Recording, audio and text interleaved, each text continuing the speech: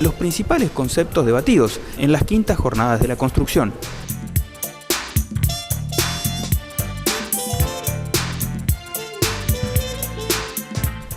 En este programa te contamos la historia del arquitecto rafaelino que participó en la fundación de uno de los pueblos más jóvenes y prósperos de la Argentina.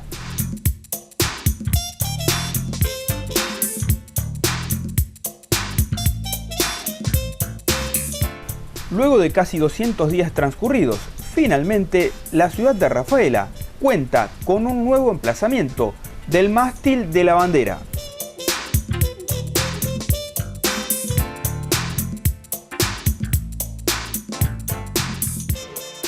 Auspician este programa Prevención Salud, la empresa de medicina prepaga del Grupo Sancor Seguros. Para más información, comunícate con tu productor asesor. Llama al 0810-888-0010 o ingresá a www.prevencionsalud.com.ar. Convertí tu pasión en profesión en la Universidad Católica de Santa Fe.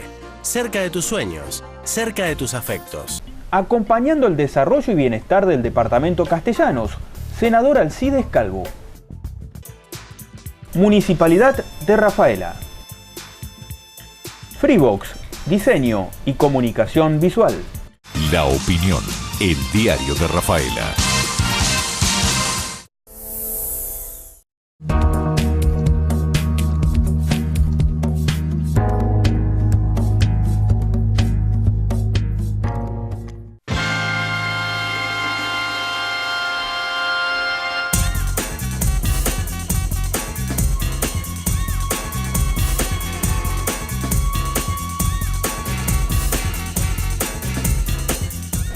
La Asociación Santafesina de Televisión por Cable nos nominó como mejor programa de interés general para el año 2017.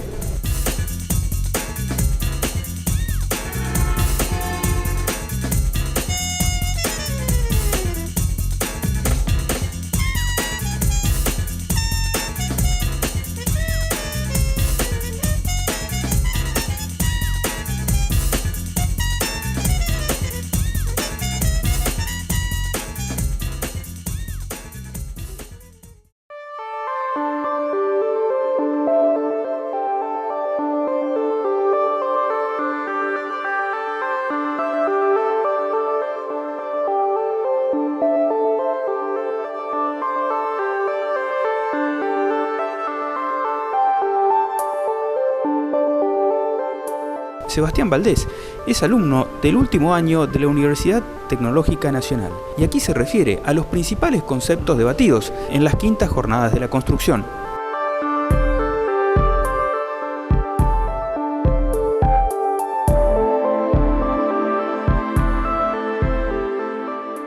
La jornada multidisciplinaria de construcción ya está en la quinta edición.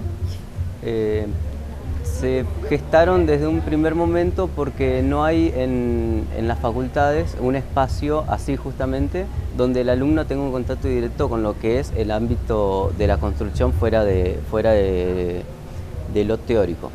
Entonces, charlas que traten sobre construcciones en cualquier parte del país o sistemas de gestión que resuelvan un problema local, ese tipo de cosas no se ven nunca dentro de la facultad, y lo que se trata de hacer es acercar al alumno a la realidad laboral. Tanto como, por ejemplo, trabajos en equipos, cómo es trabajar entre arquitectos e ingenieros, cómo es trabajar, resolver problemas, porque uno como tiene el desconocimiento, tiene pocas obras o visitas a obra, por ejemplo, no sabe cómo resolver un problema real al momento de hacer un primer trabajo.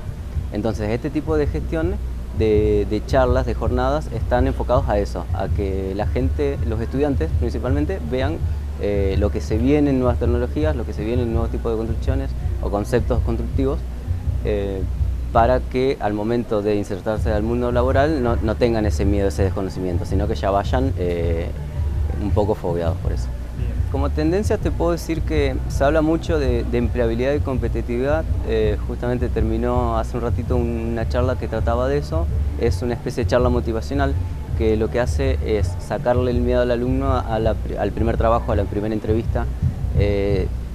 Siempre se habla de que uno tiene que ser proactivo, que tiene que tener unos conocimientos técnicos óptimos como para que lo llamen, tener idiomas, por ejemplo. Y lo que en realidad se toma muchas veces, por parte de la toma de personal, lo que se toma es alguien que se lleve bien con un grupo de trabajo, que sepa trabajar en equipo, relaciones interpersonales, y ese tipo de cosas en facultades como Ingeniería o Arquitectura se ven poco. Entonces, lo que se trató es de decir, bueno, está bien, la parte técnica la tenemos, estaría bueno que nos enfoquemos más a la parte de relaciones interpersonales. Eso es algo que realmente llama mucho la atención a los chicos. También se habló del concepto de BIM, Building Information Modeling, que es un concepto de construcción nuevo, integral, que se construye antes de construir. Se planifica una vivienda, un edificio, lo que sea, desde cero, en computadoras, en software, donde trabajan ingenieros, arquitectos, la gente que va a construir, por ejemplo, el albañil, el plomero, el electricista, el propio comitente, dueño de la obra, todos en conjunto para decidir cómo va a ser una obra total, por dónde va a pasar un cable, un caño, la pared, cómo va a ser, cómputos, presupuestos, y se hace una obra total antes de construir. Entonces, al momento de construir directamente no hay inconvenientes. Uno construye según toda esa información y sale perfecto, como si hubiese sido una maqueta virtual. Eso es algo que se viene, que ya estamos, por ejemplo, con los chicos organizando para ver si podemos hacer cursos acerca de lo que es BIM, porque realmente es patear el tablero y proyectar y construir de una manera bastante distinta. Eso es como lo más nuevo que tenemos. En cuanto a la obra pública, hay una, no sé si bajada de línea, pero lo que hay es una tendencia a construir infraestructura, cordones cuneta, por decirte, en un barrio donde capaz que no asfalten, pero sí le terminan de hacer cordones cunetas y desagües pluviales, para que alguien en un proyecto urbanístico nuevo, en un barrio nuevo, no es que tenga un terreno en el medio de la nada, sino que tenga un terreno en parte de la ciudad, no es que es un sector de campo nuevo, suponte, donde se compró un terreno y quedó aislado de toda la ciudad y tiene que ir hasta la ciudad, sino que ya está en la ciudad, teniendo, por ejemplo, conceptos de caminos, servicios básicos, cloacas, agua potable, gas, electricidad, por supuesto, desagües pluviales o sistema de contingencia para grandes lluvias. Son todo este tipo de cosas que antes no se veían. Antes, por ejemplo, se hacía un plan de loteo, un privado, suponte, hacía un plan de loteo y te vendía un terreno pelado. Entonces ahora se trata de gestionar todo eso para que no sea un terreno pelado, sino que sea algo integral dentro de la propia ciudad.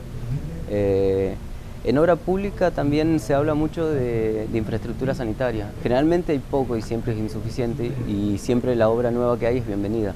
Por ejemplo, se habló mucho de lo que es el hospital nuevo que se inauguró en Ceres, que el ingeniero Leone, secretario de Hábitat de la provincia, lo recalcó mucho porque es una obra muy grande que abarca una región grande de la provincia de Santa Fe, y realmente es muy importante. Y como obra civil y como obra arquitectónica, lo que fue el trabajo entre unos y otros, más personal médico que también estuvo involucrado, se habló mucho de lo que es la tarea interdisciplinar entre distintas disciplinas justamente que intervienen en una obra en sí.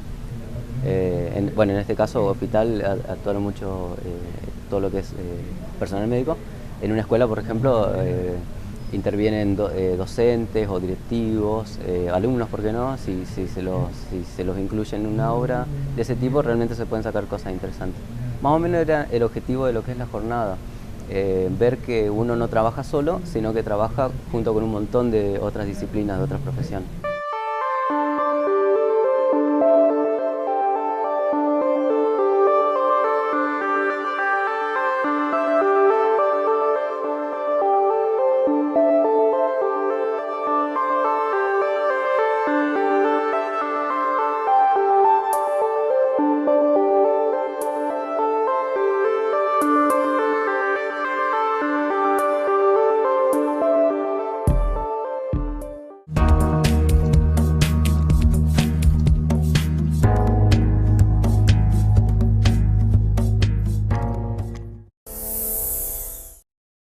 A la hora de construir, no lo dude, mejor con un arquitecto. Colegio de Arquitectos de la provincia de Santa Fe.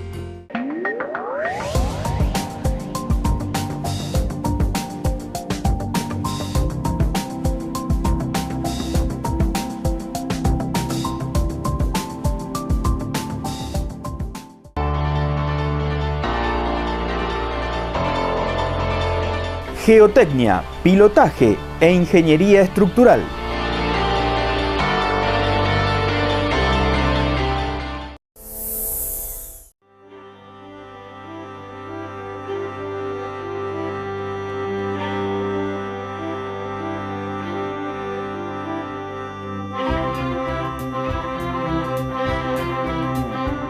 Horacio Filipone es un arquitecto rafaelino y en sus inicios profesionales participó de una epopeya, el encargo del gobierno de la provincia de Santa Cruz, para la fundación y diagramación de un nuevo pueblo, el Chaltén.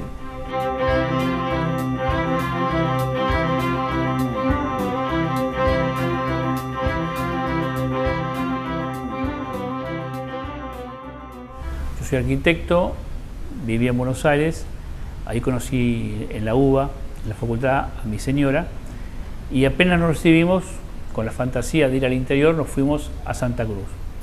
En el año 78, el gobierno militar estaba haciendo un plan de obras bastante ambicioso para la provincia, quizás teniendo en cuenta que ese año fue el año de la casi guerra con Chile, entonces por razones de soberanía habían inyectado muchísimo dinero para hacer obras. Y bueno, se hicieron efectivamente muchas obras, para lo cual fue convocado muchísimos profesionales de Santa Fe. Yo tenía amigos santafesinos, aparte vivíamos todos en el mismo barrio, o sea que era como un gueto de profesionales de Córdoba, Santa Fe, Buenos Aires, capital, Bahía Blanca, lo recuerdo. Y bueno, ahí se desarrolló nuestra tarea, siempre en el área de obras públicas, hasta que vino la democracia. Cuando vino la democracia, terminaron las elecciones todos contentos, los radicales contentos porque habían ganado la nación y los peronistas contentos porque habían ganado la provincia. Los radicales estaban fundamentalmente en los organismos nacionales, YPF, ICF, parques nacionales, y los peronistas estábamos en los organismos provinciales, vialidad provincial, obras públicas. Y el gobernador de la provincia se le ocurre fundar un pueblo nuevo, algo que hacía mucho que no se hacía en Santa Cruz, desde décadas, una provincia despoblada, Santa Cruz, con lo cual no parecía mala idea formar un pueblo, sobre todo en la cordillera, en las regiones limítrofes con Chile y en regiones en las cuales había aún en esa época territorios sin delimitar si eran chilenos o argentinos. Había territorios en litigio en ese momento. Bueno, el gobernador lanza la idea, impulsado por su ministro de Obras Públicas, su secretario de Obras Públicas, una persona muy pintoresca que estaba empeñada en hacer un pueblo de características alpinas, digamos. Tenía en mente el sueño de un pueblo como puede haber en Suiza, algo así. Esa era su idea.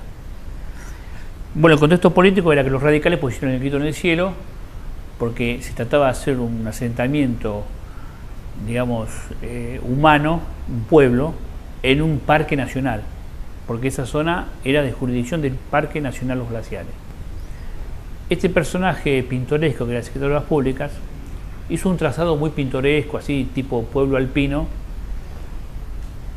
suizo, sin tener en cuenta que los pueblos alpinos tienen ese contexto justamente por la topografía.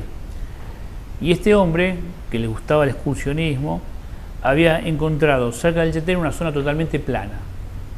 O sea, nosotros técnicamente objetábamos que la única zona plana que había en la zona le hacían un trazado absolutamente caprichoso, pintoresco, pero ya era muy pintoresco, muy caprichoso. Yo creo que los autos no daban vuelta en esas manzanitas triangulares, pentagonales, octogonales. Ahí surge mi participación porque yo objetaba técnicamente el trazado del pueblo e incluso el lugar elegido. Esa zona es muy ventosa y tenía sobre el final de esa zona muy plana una zona alta donde había algunos bosquecitos de ñires, de lengas, y yo consideraba que ese podía ser el lugar porque estaba más reparado del viento.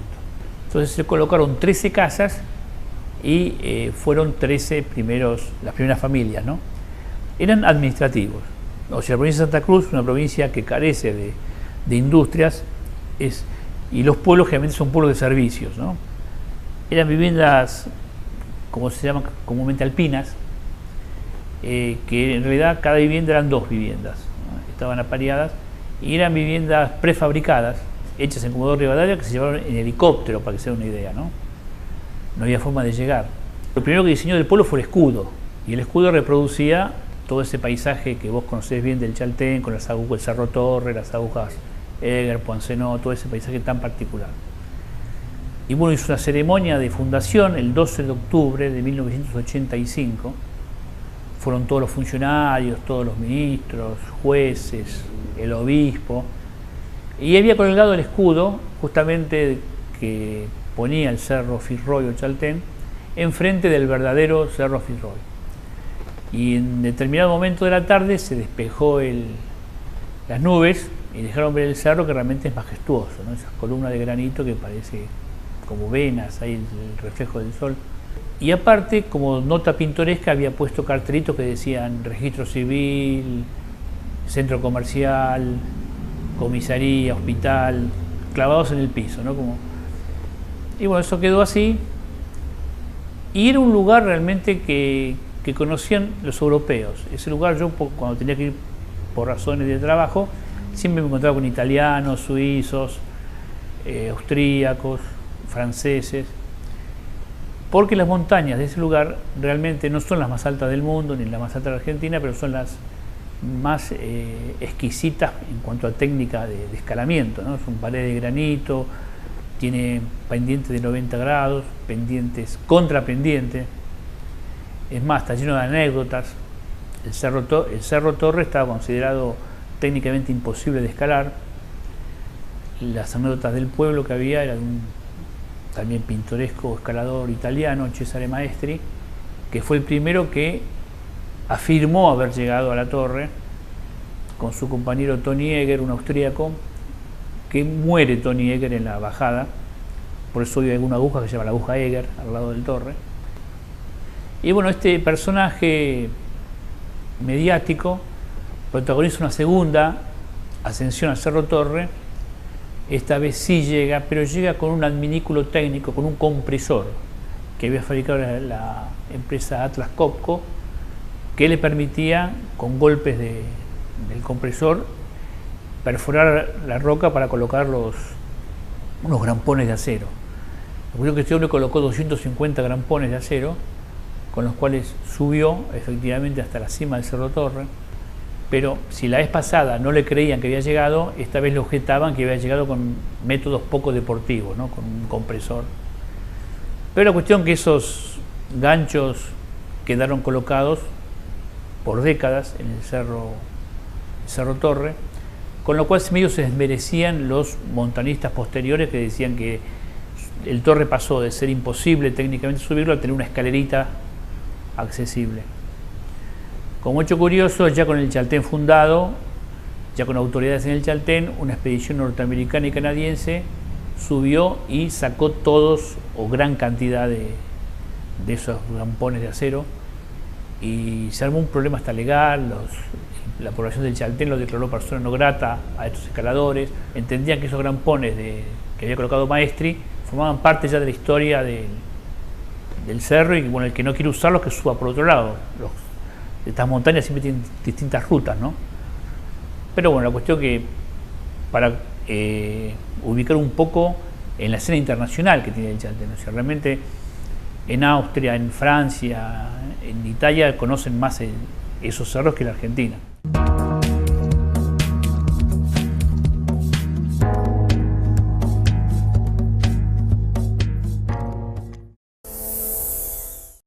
Maderal. Placares, vestidores y muebles de cocina. Teléfono 570-606. Maderal, hecho en Rafaela. Estar y por sobre todas las cosas escuchar es la manera de entender la política. Diputado Omar Martínez.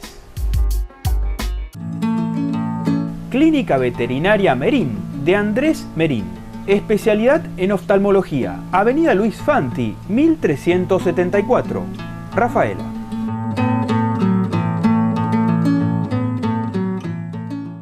Arreglo de libros, tesis y encuadernación artesanal. Ana Bolena, Encuadernaciones.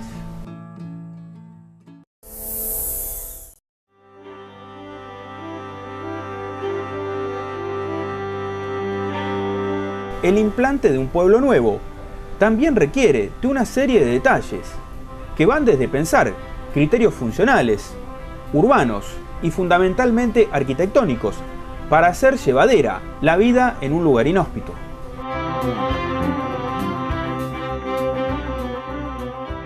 En cuanto al nombre del pueblo, el Chaltén es el nombre indígena de la montaña que conocíamos como Monte Fitzroy. El Monte Fitzroy se lo pone el Perito Moreno, que es el primero que navega el río Santa Cruz. El Perito Moreno es una persona extraordinaria, realmente habría que hacer una película con la historia, porque tomemos la foto con esos bigotes, parece un viejecillo bueno, y en realidad la vida de Perito Moreno es más parecida a la de Indiana Jones que la de un burócrata, ¿no? Una persona que se jugó, que estuvo cautivo de los indios, recorrió el río Santa Cruz, peleó contra el congelamiento, y cuando llegó, él recorría el río porque remontaba el río Santa Cruz, que decía, bueno, semejante río debe nacer de algo maravilloso, y no se equivocaba, nacía con el glaciar, que él lo bautizó con el nombre también de Fitzroy, pero hoy lleva su nombre, ¿no? Pero los indios Aoniken, que era la etnia de...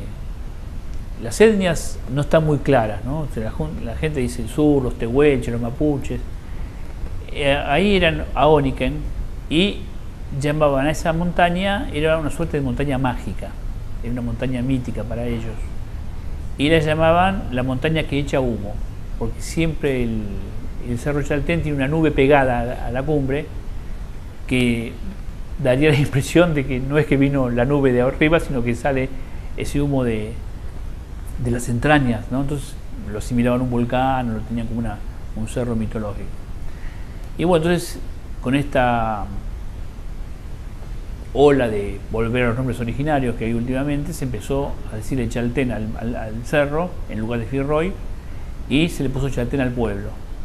Entonces quedó el pueblo con el nombre de la montaña que echa humo, el Chaltén. Cuando van a hacer la infraestructura se encuentran que el trazado que había hecho originalmente este hombre tan pintoresco era muy caro, muy difícil de replantear en obra, incluso porque esa manzana de forma tan caprichosa. Entonces me dan a mí la tarea de hacerles el trazado urbano de ese pueblo. Entonces lo que opté fue hacer una avenida grande con un bulevar, como las que hay en Rafaela, uno de los 4 bulevares, que salía desde el puente y llegaba a ese montecito donde hay un bosque, y a los costados unas manzanas como se usaban por lo menos en la década del 80, esas super manzanas tipo Brasilia, no sé cómo decir, que no eran de 100%, sino que eran como 150 por 80, algo así, en donde creció el pueblo, de esas manzanas ortogonales que había hecho yo con esa avenida. Sí, es un trazado más pintoresco, pero ya teniendo que ver con el trazado, con la topografía, porque ese lugar quedó rodeado de dos ríos, el río de las Vueltas, que es el que viene de Laguna del Desierto, y el río Fitzroy, que viene justamente de la cadena montañosa. Entonces se hicieron como unas costaneras, ahí sí se adaptó la topografía, es el trazado que hay hoy. En cuanto a la arquitectura propiamente dicha, el Chaltén no tiene ningún tipo de código de edificación, por lo menos no lo tenía, Pero los arquitectos que estábamos trabajando hacía tiempo ahí, tratábamos de buscar una identidad patagónica. Y es curioso porque buscándola la conseguimos en la arquitectura inglesa del principio del siglo pasado, ¿no? O sea, las estancias patagónicas tenían cascos de estancia, muchas de ellas hechos en Inglaterra, prefabricados, se prefabricaban en los docks de Londres antes de traerlos, se desarmaban y volvían a traer.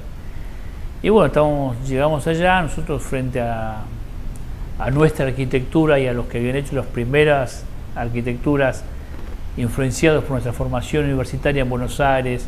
Mar del Plata era la facultad de arquitectura más austral que había en ese momento. Nadie sabía cómo construir en un lugar donde podía haber ráfagas de viento de más de 100 km por hora. Qué hacer con la nieve, si dejarla. Y bueno, los arquitectos que llegaron a la década del 60 hacían el techo plano como Mies van der Rohe, se terminaron rajando esos techos planos por el gran salto térmico, ¿no? Mucho frío de noche, el sol es muy fuerte. Y bueno, terminamos adaptando la arquitectura, hicimos congresos de arquitectura y terminamos viendo un tipo de arquitectura que fundamentalmente resiste al clima, porque el clima ahí no perdona los errores. Entonces, bueno, se terminaron obviamente haciendo techos inclinados, con chapa, o sea, el viento, la teja no aguanta esos vientos, uno ponga como la ponga, los cabios atarlos con hierro y no clavarlos, o sea, los vientos podían levantar las clavaduras, o sea, ahí todo lo que hacíamos lo atábamos. O sea, digamos que había cierta gimnasia en los arquitectos, ya no copiar lo que se hacía en otras provincias o en otras latitudes, sino buscar algún tipo de raíz vernácula, y eso se ve reflejado en el pueblo. La arquitectura tiene una identidad. Calculo que en Chaltén, por la explosión turística, porque realmente turísticamente es un éxito, yo creo que va a superar a Calafate, porque Calafate está cerca del glaciar Perito Moreno. En cambio, el Chaltén está en medio del trekking, en medio de los cerros, o sea, el lugar es realmente excelente. Este hombre con el cual yo he discutido tanto, el ingeniero que hizo este trazado pintoresco de Calafate, habrá que reconocerle que fue una pegada la fundación de ese pueblo. Uno lee hoy, yo en el Calafate vi unos libros que hablaban de esa polémica, e incluso decían los que estaban en contra, y yo decía, bueno, realmente el tiempo les tapó la boca a los que estaban en contra del pueblo.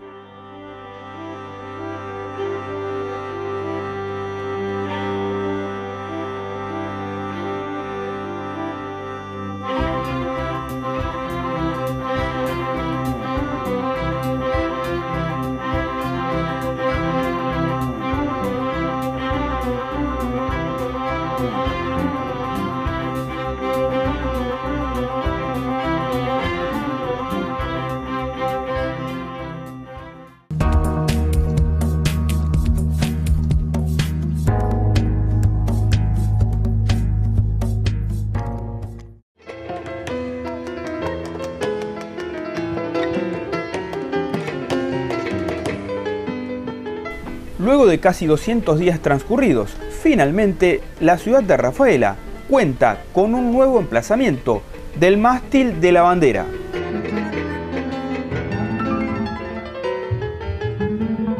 En cuanto a algunas características técnicas, a saber, el mástil cuenta con 32 metros de alto y pesa alrededor de 3 toneladas, y está calculado para un tamaño máximo de bandera de 40 metros cuadrados, en las proporciones de 8 por 5 metros y para soportar vientos de hasta 140 km por hora. En cuanto a la seguridad de descarga atmosférica, se realizó el cálculo para utilizar el fuste del mástil como descarga y se hizo hincapié en la transmisión de la descarga del mástil hacia el terreno natural, protegiendo la integridad de los materiales de la fundación.